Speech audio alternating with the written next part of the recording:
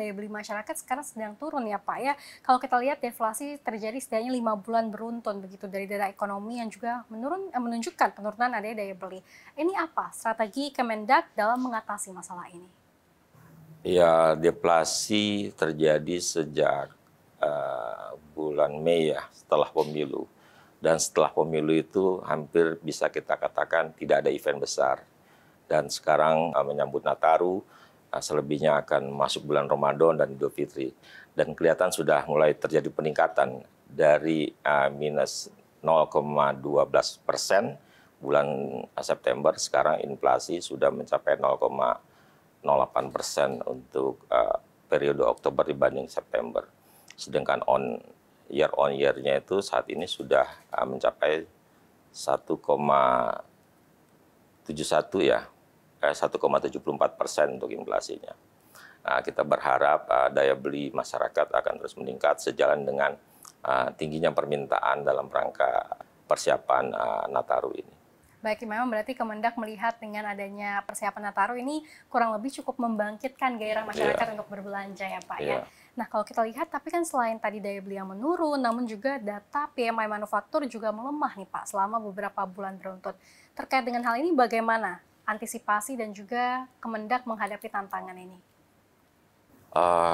Kalau kita lihat tantangan terbesar saat ini kan memang adanya perubahan teknologi yang cukup cepat ya. Geopolitik, geoekonomi, perubahan iklim. Tentunya dengan kondisi tersebut terjadi penurunan demand di luar negeri. Perang di Ukraina dan Rusia yang tidak tuntas. Begitu pula kejadian di Arab Spring sampai sekarang terus bergejolak. Hal ini akan mempengaruhi tentunya terhadap ekspor kita yang berdampak terhadap industri manufaktur. Nah, untuk itu kalau kita lihat China ini kan industri manufaktur Tiongkok ini kan memiliki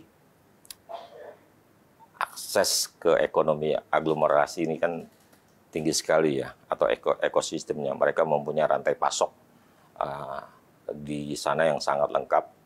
Seperti contoh untuk memproduksi satu pakaian, mereka sudah bisa memproduksi warnanya, resletingnya, kancingnya. Dan ke depan juga industri kita sudah harus siap, apalagi untuk mencapai Indonesia Emas 2045. Pernah satu ketika pada pembukaan Hannover Messe 2012, Premier Wen waktu itu Wen Jiabao menyampaikan kepada kita semua, kebetulan saya hadir di sana, 2012. Beliau menyampaikan 25 tahun lalu China ini bukan apa-apa. Berarti tahun 1987. Sekarang mereka sudah berkembang pesat. Bahkan tadi sampaikan sendiri, Amerika sendiri pun sampai melakukan penerapan pasal 301 daripada Undang-Undang Perdagangan 74. Jadi ke depan ya mau tidak mau, suka tidak suka, industri kita itu harus dibangun. Rantai pasoknya itu harus betul-betul ada di Indonesia. Bahkan ada beberapa bahan baku yang tidak dimiliki oleh Cina. Mereka pasok sebesar-besarnya. Bahkan kapas pun 35% dari Amerika. Itu mereka bisa supply ke China untuk diolah kembali. Dan akhirnya pun setelah menjadi kain mereka ekspor kembali. Ya kita berharap Indonesia pun sudah saatnya ya. Kalau 25 tahun dari sekarang, ya saya rasa 2045 untuk mencapai Indonesia Emas, kita akan bisa capai ya, karena rantai pasok kita mulai dari hulu ke hilir sudah kita siapkan dengan baik. Yang jadi persoalan daya saing kita lemahkan karena memang banyak bahan baku dan bahan pendukung lainnya masih kita impor.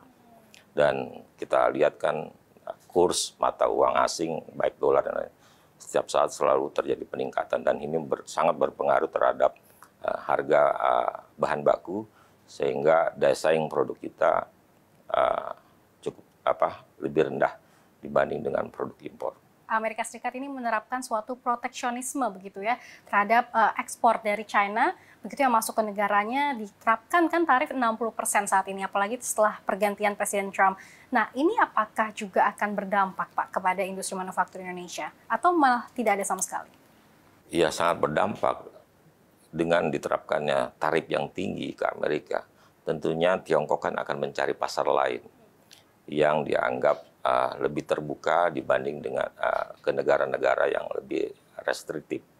Nah, contohnya sekarang kita mengalami kebanjiran produk-produk impor dari sana, ya, sehingga ada beberapa industri sudah gulung tikar. Bahkan berdasarkan laporan dari Kemenaker itu lebih dari 63.000 pegawai sudah di PHK. Oke Pak, tapi bisa juga kita bilang ada salah satu prestasi nih ya Pak untuk Indonesia karena Indonesia berhasil mempertahankan tren surplus neraca dagang selama 54 bulan beruntun. Nah, ini bagaimana strateginya untuk kembali melanjutkan tren ini? Ya, seperti kita ketahui, surplus neraca perdagangan Indonesia pada bulan Oktober itu mencapai 2,48 miliar US dollar. Bahkan dibanding tahun lalu, itu mencapai sekitar 24,43 miliar US dollar. Beberapa langkah untuk mempertahankan surplus neraca perdagangan. Ada beberapa hal-hal yang akan pemerintah lakukan dan sedang dilakukan, antara lain melalui penyelesaian perundingan perdagangan internasional dan juga mengoptimalkan hasil-hasil perundingan perdagangan internasional dan juga menyelesaikan sengketa dagang. Kita juga akan melakukan diversifikasi pasar, terutama untuk pasar-pasar tradisional seperti ke Pakistan, ke Afrika, dan beberapa negara di Asia Selatan. Selain itu juga kita akan menguatkan produk lokal dan juga UMKM. Kalau Pak Menteri sekarang ini ada jargon peningkatan UMKM bisa ekspor, berani inovasi dan siap adaptasi.